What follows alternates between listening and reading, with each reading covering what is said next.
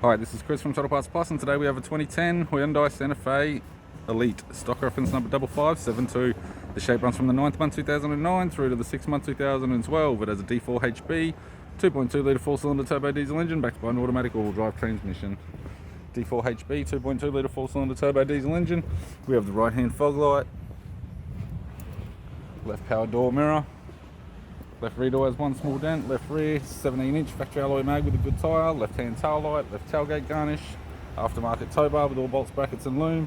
Tailgate appears to have no damage. Right-hand tailgate garnish, right rear 17-inch factory alloy mag with a good tyre, right rear door has one small dent, right front door has no damage, and a right front 17-inch factory alloy mag with a good tyre.